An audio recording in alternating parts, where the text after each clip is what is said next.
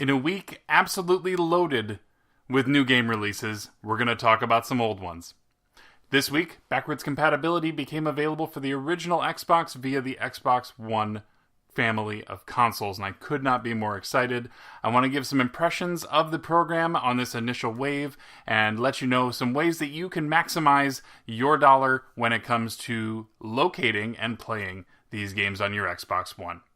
We'll address all of that today on Second Breakfast.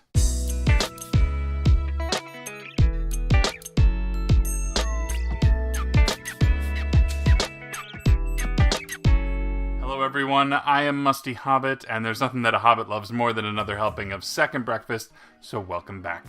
As you may know, and as it may not be very obvious, I am a big fan of the original Xbox, and I was more than ecstatic when word got out that backwards compatibility was coming. A couple weeks ago, I addressed some games that I thought should be included in backwards compatibility, and one of them came true. In total, 13 games were made available for use via backwards compatibility, of which we have a nice variety. There are some shooters, Red Faction 2, Dead to Rights, and EA's Black. We had an RPG, and one that I deep down hoped would happen. I'm extremely happy that it has, and that is Knights of the Old Republic. We have some good action titles. Ninja Gaiden Black, which is one that I predicted in my previous video, Sid Meier's Pirates, and Prince of Persia, The Sands of Time. And then two games that are touted for their multiplayer, one of them being Fusion Frenzy, which is a great Mario Party-esque, and Crimson Skies, which is the one that they announced at the E3 press conference itself. This game is a must-play, both for the single player and the multiplayer. There were also some additional ones, Blood Rain 2, Psychonauts, which again is an absolute must from that generation, King of Fighters Neo Wave, and Grabbed by the Ghoulies, which surprisingly is also available on Rare Replay, which is a good sign. I know a lot of people are wanting Conker's Live and Reloaded. This is a potential way that kind of indicates that maybe that could happen. Fingers crossed. Basically, the way the system works, you take your disc, you put it into the system. You need to be online for this to happen, so you'll need to have an internet connection. Because what it does is it uses the game as a key to download from the Xbox Live store. Now, you can also buy these digitally if you would choose, in which case I think they're listing them all for $10 currently.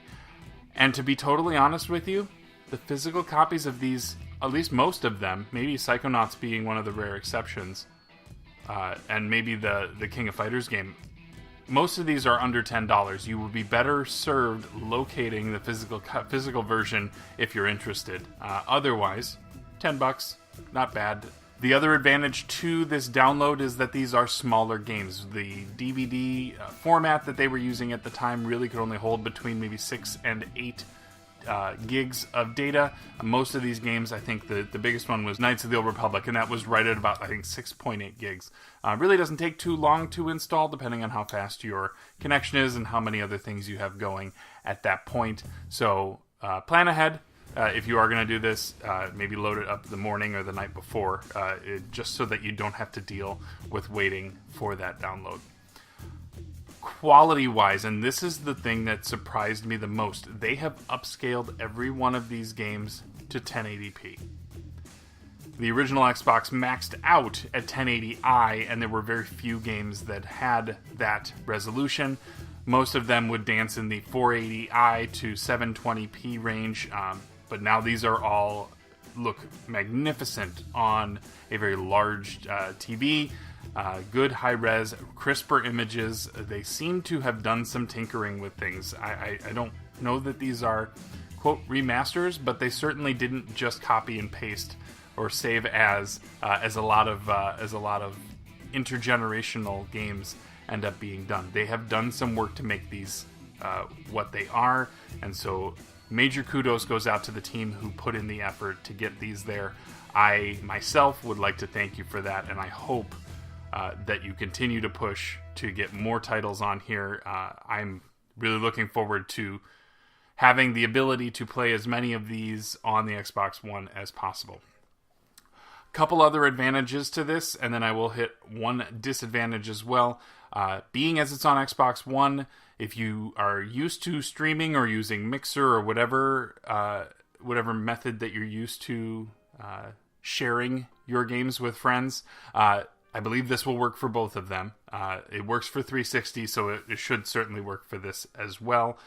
So I hope to stream some games once in a while, if possible, to show off not only just a great system with a great set of games, but also some of the stuff that I think a lot of people missed. I think a lot of people were skeptical of the Xbox, and this is your chance. If you have an Xbox One, this is certainly the way to go. One disadvantage, and the thing that I hope that they fix in post, is Xbox Live multiplayer. One of the biggest things that I was looking forward to was playing Crimson Skies with friends online, not necessarily in the same house. Now, they've said that System Link will work between an Xbox One and an original Xbox. I have yet to test that, but I hope to do so at some point. But what I really wanted was to be able to play that 4-player, 8-player, 16-player multiplayer online, and the servers at this point, I tried it, the servers are not there. Which is unfortunate, but I understand. I hope that the popularity is there, that they decide to turn those things back on. Another thing that was common with especially first-party Xbox titles was that they would usually include game demos on disc or game videos on disc for a lot of them. Those Microsoft Studios titles, those are also disabled. Looks like they only focused on getting the actual games up, not the additional content. Again, I understand. We have original other Xboxes that we can play those things on if we absolutely need to.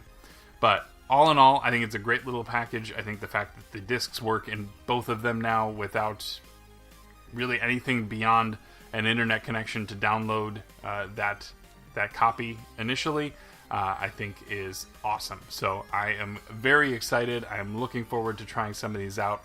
And I'm interested to hear from you. What is in the next wave? If they do another 13 games, give me one or two that you would be interested in playing. I'm hoping for, let's say, Panzer Dragoon, Orta, and Breakdown. That's one of my favorites. And so, anyways, I will leave you there. Please leave a comment below if you have any thoughts there. And like the video if you did, and subscribe if you are not already. And as always, Second Breakfast comes out every Thursday, so I look forward to a future episode. So anyways, I'm going to leave you there. I have been Musty. Take care of yourself. Be good to each other.